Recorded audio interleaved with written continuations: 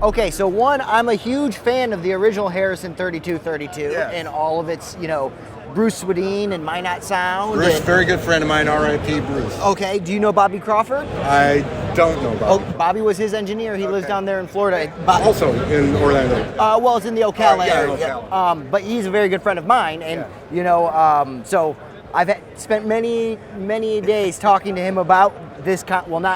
Not this console, but So this topology. Exactly, and I'm seeing some things here where it looks very, very straight ahead as what I would consider a recording console that would be split, but then I'm seeing inline, and I'm assuming that this is your monitor path here when you're using it inline. Yeah, it works a couple of different ways. It's not like the inline consoles in the early days. Yeah, there's no second fader. There's no second fader. We kind of split the signal path. So the way it works is the input, the mic pre or the line, whatever your source is. Yes. When you go in the inline mode, it splits the channel.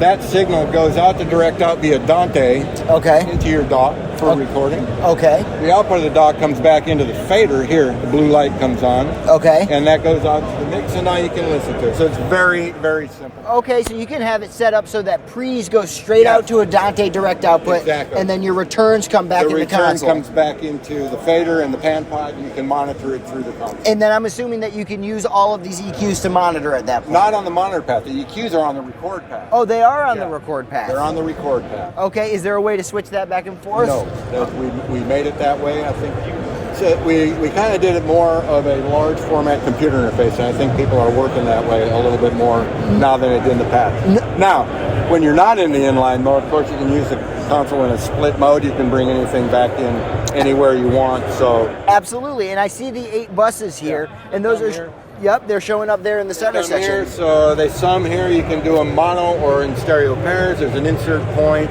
Okay. All that kind of thing. You can do some subgrouping and some parallel processing and all that kind of stuff. So if I go ahead and float these with this main mix button, this would float the channels, and then I could set up. Yep. Okay. Exactly. And then you can route these straight to the main mix. Yep. I was playing around with it a little bit. It seems like it was very, very well thought out. Well, thank you. And I got to say, when I heard about the acquisition with SSL and everybody coming together with Harrison, very interested on what was happening, because I know that Harrison has really, really performed very well in the large format, like dub stage console world. I spent 3 decades doing that business. Yeah, and so I, growing up loving these as recording and mixing consoles, watching you guys go and kill it there, that's where I thought SSL's main head was. Let's try and get our foot back in that a little bit, where the Duality gave up some headroom. But this is a very, very, very pleasant surprise. We were already working on this before I even started talking to the parent company. Okay, so awesome. This was already in the pipeline. We had decided to do this back during the pandemic. Okay. We were trying to figure out what to do, and we've been making consoles for years and years, and we thought, we need to make a new analog, really nice analog recording console again, and just kind of rebirth that whole legacy that we had. Yes. We weren't taking advantage of it enough. And we decided to do it.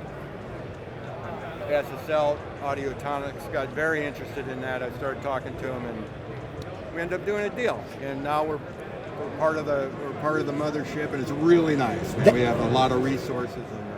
This is amazing. I got to say, there's a lot of things that I see here that I think are so forward thinking that have nothing to do with the console and more so to do with the furniture. Yes. Including this very wide bolster and also this very wide stand on the back. Yeah. I have a custom piece on my API, and I had to search for 1980s stands for my SSL. So to see something like this, that was very intentional. I can tell. You can tell. It's beautiful. So, on the VU meters that we have here, I can see that we have the 8 buses, the main 8 buses.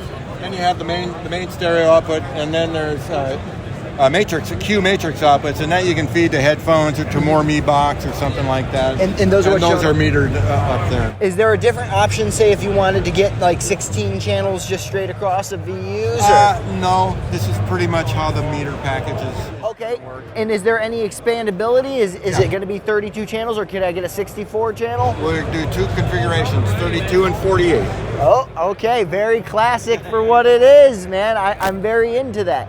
And so that said, I got to ask, what's the price? If I want to take this home right now, what's this looking like? This console, as it sits, it starts at $90,000. Okay. With the Dante interface, which is optional, it's just $1 less than $100,000. So it's a $100,000 console as it sits.